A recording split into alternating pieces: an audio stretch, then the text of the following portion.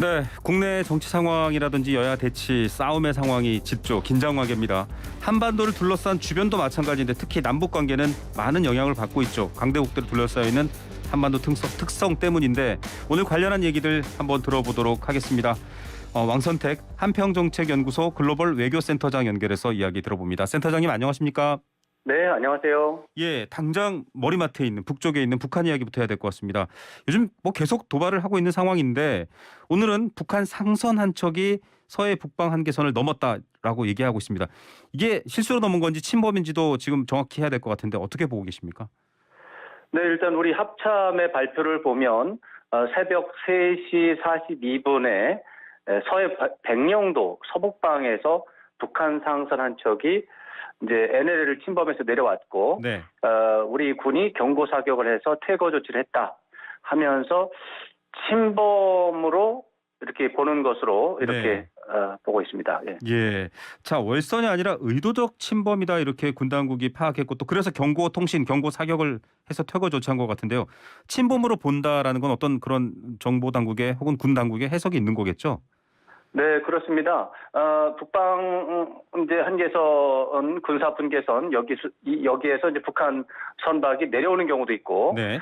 때로는 우리 선박이 또 위로 올라가는 경우도 있습니다. 네네. 이럴 때 이제 두 가지 가능성이 있죠. 월선이라고 우리가 표현하면 의도가 없이 어떤 기관 고장 때문에 경계선을 넘어서는 네. 그런 것을 월선이라고 하고요. 네네. 침범이라고 하면 의도를 갖고 경계선을 넘는 행위인데. 이렇게 볼 때 과거의 사례를 보면 최근에 월선이 그 지역에서 자주 있었는지, 네네. 또 월선 장소가 평소와 다른 점이 있는지, 네. 또 선박의 종류는 어떤지, 그리고 한반도 군사적 긴장 상황에서 그럴 필요가 있는지 이런 것들을 종합적으로 고려해서 침범인가 아닌가 월선인가에 판단을 하겠죠. 예. 이런 점들을 고려한 결과 우리 군 당국은 침범으로 판단을 한 것으로 보입니다. 그런 이를테면 이런 형태의 침범이라고 하면 북한 당국의 의도라든지 어떤 속뜻 이런 것들이 있을까요? 네, 당연히 있겠죠. 지금 가장 중요한 것은 최근에 한반도에서 군사적 긴장이 계속 고조되고 있다. 네, 맞습니다. 이런 상황 속에서 북한의 행동을 보면 남측이 조금 더 과격한 대응을 해서 군사적인 긴장을 고조시키면서 그 책임은 남측에 있다. 네. 이렇게 이야기할 수 있는 상황. 그런 상황을 만드는 데 집중하는 것으로 분석할 수가 있습니다. 예, 이번에도 북한의 선박이 내려와서 네. 경고 사격을 하게 만들고 우리 네. 군이요. 네네. 우리 군이 경고 사격을 하게 만들고 그런 것에 대해서 북한은 아마도 거기가 이제 해상 완충 구역이거든요. 그렇죠. 네. 해상 완충 구역에서 우리가 경고 사격을 했는데 이것에 대해서 북한은 9.19 군사합의 위반이다. 네. 이렇게 주장할 수 있습니다. 예. 거기에 대한 대응으로 이제 또 다른 도발적 행위를 할 수가 있는데 실제로 북한은 새벽 5시 14분께에 네. 방사포탄 10발을 해상 완충구역으로 서해 해상 완충구역으로 발사를 했습니다. 예. 이런 것들은 계획된 것이 아닌가 충분히 추정할 수 있는 그런 상황입니다. 우발적으로 내려오고 우발적으로 대응한 것이 아니라 뭔가 계획돼 있다. 아니 센터장이 말씀하신 거 들어보니까 예전에 연평해전 생각납니다. 참수리호 우리 고속정들이 이렇게 그러니까 몰아내는 기동을 하다 결국은 큰 교전이 벌어졌잖아요. 그렇죠. 이런 것들을 의도한 것일 수도 있다라고 지금 우려해 주셨습니다. 그런 상황을 유발할 수 있는 이제 자극을 계속해서 해 나가고 긴장 강도를 높이면서 말씀하셨던 그런 해군 교전 상황까지 이룰 수 있는 네. 그런 상황을 유도한다 이렇게 봐야 되겠죠. 자, 북한은 근데 방사포를 쐈습니다. 이거는 9.19 군사합의 명백한 위반 아닐까요? 위반입니다. 위반인데 제가 조금 전에 말씀드린 것처럼 네. 우리 군이 먼저 북한 선박에 대해 경고 사격을 한 바가 있습니다. 네. 네, 북한의 입장에서만 본다면 남쪽이 먼저 사격을 한 셈이 됩니다. 네. 네, 그래서 북한은 거기에 대항해서 쐈다 이렇게 주장하는 것입니다. 예. 어떤 네, 이런 것이 이제 이런 것을 봤을 때 의도적인 부분이 있다, 계획된 부분이 있다 이렇게 말씀드리는 것입니다. 예, 저희 청취자 국민들께서도 기다렸다는 듯이 방사포를 쏘고 저런 논평을 내놓는다는 것 자체가 의도가 그렇죠. 있다라고 볼 수밖에 없는데 지금 중국에서는 굉장히 특이한 장면들이 많이 이제 20차 당대회 때 지금 이제 노출이 됐는데요. 그렇습니다. 이런 상황에서 사실 북한이 뭔가 한반도 특히 서쪽에서 이 화약 소리를 들리게 한다라는 것. 이게 보통 통상 잘 없던 일 아닌가라고 보시는 분들이 많은 것 같거든요. 어떻게 보십니까? 네, 그렇습니다. 그렇지만 북한이 하고 있는 최근에 몇 주일 동안의 도발적 행위를 보면 수위가 조절이 된 겁니다. 아, 네. 네, 무조건적으로 도발을 막가판식으로 하는 게 아니고요. 네. 어떤 도발적 행위의 수위를 조절을 하고 있어서 네. 저강도 위협 정도 선에서 더 높이지는 않습니다. 아, 네. 그래서 저강도 위협이라고 하면 방사포 정도를 쏘는 것이고 네네. 탄도미사일을 쏜다든가 네. 잠수함 발사 미사일을 쏜다든가 네. 핵실험을 한다든가 이런 것들은 아직 하지 않고 있습니다. 이것이 네. 수위가 조절된 것입니다. 네. 그런 상황 속에서 남측이나 미국의 대응이 조금 더 그거보다 강도가 센 대응이 나오면 네네. 이제 북쪽도 그때 되면 고강도 도발을 하겠죠. 예. 그러나 지금은 아마도 한국과 미국 측에 대해서 좀 더 높은 수준의 대응, 군사적인 행동을 하도록 유도하는 상황이 아닌가 이렇게 분석해 볼 수 있습니다. 네, 뭔가 싸움을 걸고 명분을 만들고 이런 설명을 해주셔서 아마 속속 들어오는 얘기입니다. 네. YTN 단독 보도기도 한데요. 뭐 많은 분들 군복무하시면서 장사정포 얘기, 이 수도권 해수면 해면 지표가 낮아진다라는 표현을 쓸 정도로 굉장히 파괴적인 초기 전쟁 도발 무기인데 우리 네. 군이 장사정포 대응할 수 있는 체계가 낡았다. 이건 또 어떤 얘기인가요? 예, 이거 부분적으로는 걱정할 부분이 좀 있는데 네네. 전체적으로 봐서는 또 크게 걱정할 건 아닙니다. 아, 네. 네, 장사정포라고 하는 게 이게 뭐 특정한 무기가 특정한 종류를 지칭하는 말이 아니고 네. 사거리가 긴 화포 중에서 사거리가 긴 거를 장사정포라고 합니다. 네. 그래서 구체적인 종류에는 두 가지가 대표적인데 240mm 방사포라는 게 있고요. 네. 170mm 자주포라는 게 있습니다. 네. 요거 두 가지 종류를 묶어서 장사정포라고 하고요. 네. 한 350문, 이제 야포는 문이라는 단위를 쓰죠. 네네. 350문 정도가 있거든요. 네. 이것이 바로 전쟁이 났을 때 서울을 불바다로 만드는 무기체계입니다. 북한이 주장하는. 초기에 많은 물량을 도입해서 일제 포격을 가한다 이런 개념이겠군요. 포격을 하는 거죠. 350문을 다 가동을 해서 서울을 향해서 포탄을 날려버리겠다. 네네. 그래서 서울을 불바다로 만들겠다. 이렇게 말할 때 그때 사용하는 무기 체계입니다. 네. 그래서 전쟁이 나면 아무래도 우리가 제일 민감하게 받아들여야 될 부분이 바로 서울을 불바다로 만드는 이 장사정포의 존재가 되고 네. 이제 북한이 가끔씩 남한에 대해서 군사적인 위협을 가할 때 장사정포 사격 모습을 자주 보여줍니다. 네네. 자, 그러면 우리도 대응을 해야 되는데요. 지금 이 장사정포는 어떻게 대응을 하고 있는지 또 지금 왜 그게 낡았는지 좀 뭐 걱정하시는 분들 많을 것 같아요. 인명 피해가 많을 수 있는 무기지 않습니까? 그렇습니다. 그렇긴 한데 이제 장사정포라고 하는 게 원래 아까 말씀드렸다시피 240mm 방사포와 네. 170mm 자주포가 있는데 네. 얘네들이 원래 사거리가 40km 전후예요. 네. 자, 40km 전후면 휴전선 바로 앞에서 북한이 쏴도 서울에 도달하지 못합니다. 아. 네. 그렇죠? 일산 지나서 네네. 떨어지겠죠? 네네. 그런데 그러다 보니까 북쪽에서는 서울을 타격하기 위해서 사거리를 연장을 해서 네. 50km나 60km에 도달하도록 사거리 연장을 했습니다. 네. 그러면서 탄두의 크기를 줄였습니다. 네. 그래서 그 위력이 원래 폭탄보다는 네. 좀 작다라는 문제가 있고요. 네네. 또 하나는 이 장사정포가 워낙에 이제 우리한테는 어쨌거나 위협적이기 때문에 네. 다양한 무기 체계를 가지고 대응하는 시스템이 지금 속속 마련이 되고 있습니다. 네. 그래서 위협적이긴 하지만 일단은 대응 태세가 있다.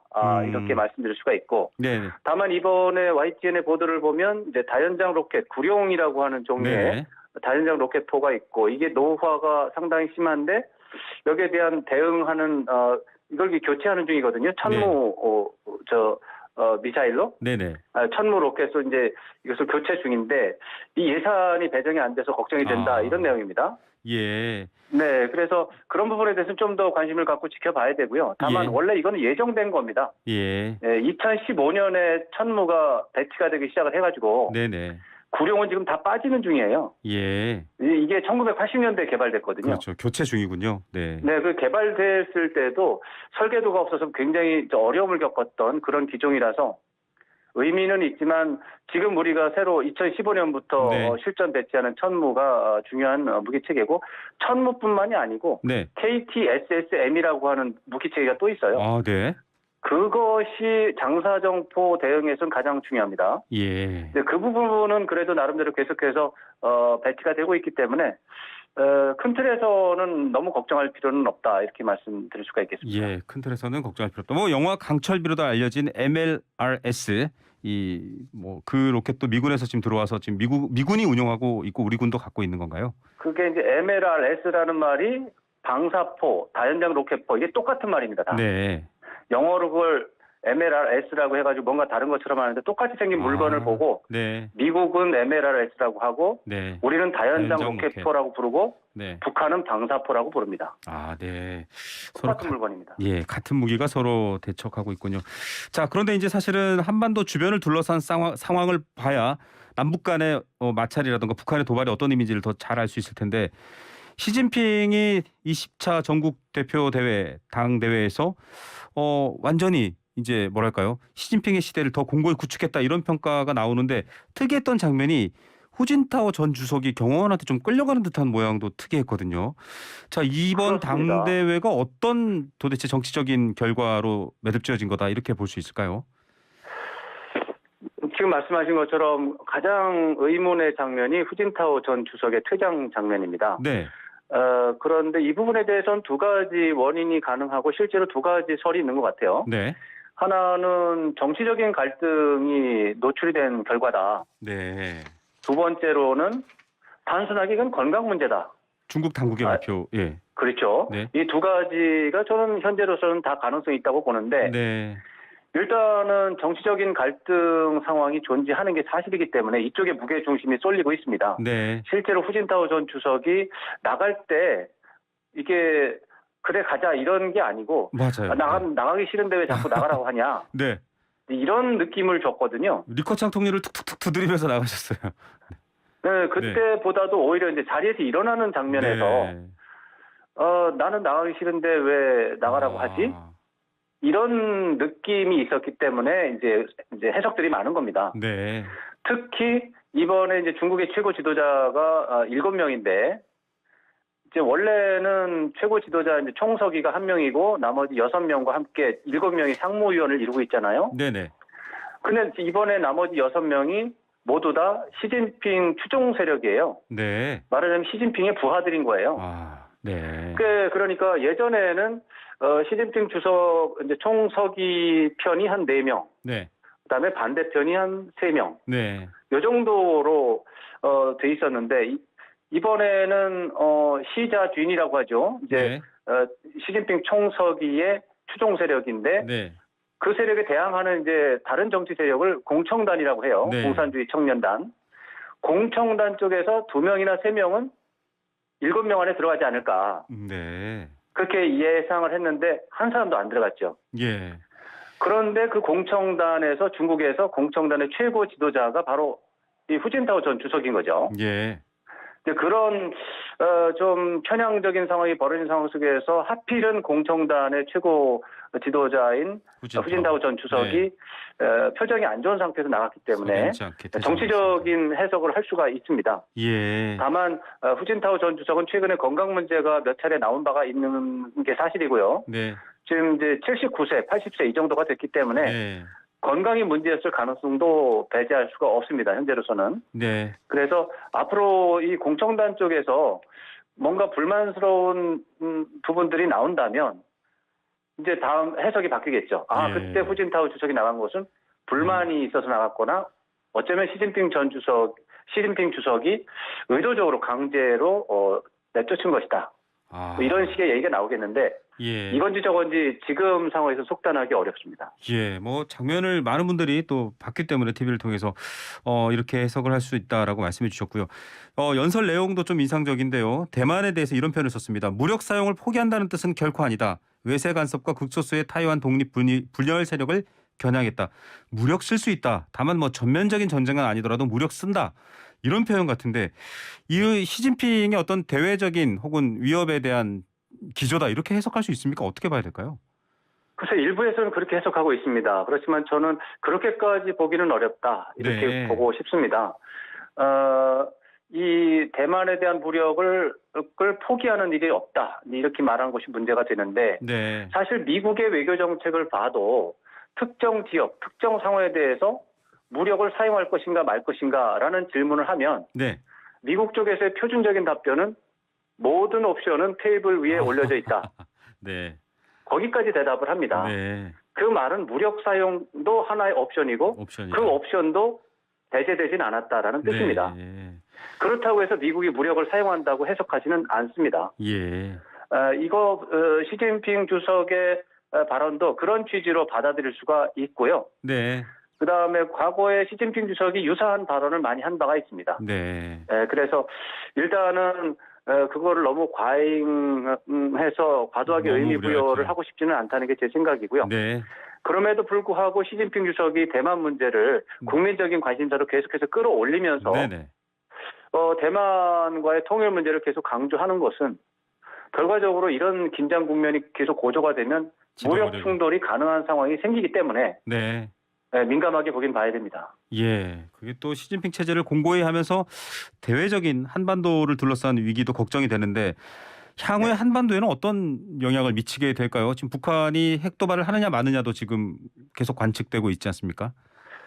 지금 이제 이번 중국 공산당 대회와 제1중전회의 결과를 보면 중국이 집단 지도 체제에서 네. 단일 지도 체제로 이동했다. 네네. 이 부분이 가장 중요한 것이죠. 네. 그러면 단일 지도 체제에는 장점도 있고 또 단점도 있습니다. 네. 장점이라고 하는 거는 지금 현재 중국이 가지고 있는 최대 모순이 부패 구조거든요. 네. 부패 구조를 청산할 수 있는 근거가 되고요. 네네. 또 부익부 빈익빈도 문제가 됩니다. 중국에서. 네. 이게 이제 신자유주의의 폐해라고 봐야 되는데 이런 것들에 대해서 좀 완화할 수 있는 구조는 되죠. 네. 근데 단점이 당연히 있습니다. 민주주의적인 요소가 쇠퇴하고 독재 체제가 강화가 되는데 네. 독재 체제의 문제는 최고 지도자가 오판을 할 가능성이 있습니다. 네. 오판을 할 때 경쟁 세력이 없기 때문에 오판을 한 다음에 교정이 안 되고 계속 안 좋은 방향으로 정책을 추진하게 됩니다. 네. 나라가 망하는 거죠. 그쪽으로. 존재할 수 없는 상황이 되는군요. 예. 지금 시진핑 주석이 단일 지도 체제로 이동을 하면서 장점이 더 중요할까 단점이 더 중요할까 이렇게 물어봤을 때 네. 국제사회에서는 아마도 단점 쪽에 좀 더 무게가 쏠리지 않을까 네. 이런 예상들을 많이 하고 있습니다. 결국 그렇지만 이거는 네. 앞으로 미래의 일이고 그렇죠. 시진핑 주석이 장점을 잘 살리고 스스로 오판 가능성을 줄이는 어떤 노력을 한다면 네. 저는 중국이 발전하는데 도움이 될 수 있다 이렇게 생각을 합니다. 예, 장단점을 다 같이 놓고 고려해야 된다라는 측면 좀 색다른 시각이기도 하고 중요한 시각인 것 같습니다. 북한이 이제 중국의 큰 행사가 끝났으니 핵실험을 한다라는 얘기가 있거든요. 이게 언제쯤일 거라고 예측하시는지요? 그리고 또 한미의 대응은 또 어떻게 해야 되는지도 좀 궁금합니다. 저는 북한이 7차 핵실험을 하기에는 아직 이른 시점이다. 아, 네. 지금 당장 가능성이 있냐 없냐 그러면 가능성이 있긴 하지만 희박하다. 저는 네. 그렇게 생각을 하는데요. 네네. 왜 그러냐면 북한이 핵실험을 할 때는 남북 관계, 북미 관계, 북중 관계가 다 중요한 변수가 되는데 네. 그 중에 하나라도 연결이 이어지면 핵실험하기가 어렵습니다. 북한이. 네. 근데 지금 현재 남한하고 미국하고는 연결이 끊어졌는데 그렇죠. 중국하고는 소통하고 있고 협력하고 있습니다. 네. 이런 상황에서 7차 핵실험을 하면 중국이 엄청난 반발을 하게 될 겁니다. 예. 북한으로 봤을 때는 7차 핵실험을 해서 얻는 이익보다 네. 중국의 반발 때문에 얻는 손실이 네. 더 크다고 생각할 겁니다. 손익을 따졌을 때 어려울 수도 그래서 있다. 저는 네, 7차 핵실험을 할 가능성은 희박한데 문제는 북한이 지금 남한과 네. 미국을 향해서 군사적인 긴장 고조를 위한 자극 행위를 네. 계속 하고 있습니다. 네네. 여기에 대해서 한미가 계속해서 대응을 강경적으로 나간다면 어쩌면은 중국도 북한의 주장에 공감할 수가 있습니다. 알겠습니다. 한미가 도발을 했기 때문에 대응한다. 네. 그러면 그때는 할 수 있겠죠. 연쇄적인 상황이군요. 저희가 또 한번 시간 모셔서 여쭤보도록 하겠습니다. 오늘 말씀 감사드립니다. 고맙습니다. 네, 왕선택 한평정책연구소 글로벌 외교센터장이었습니다.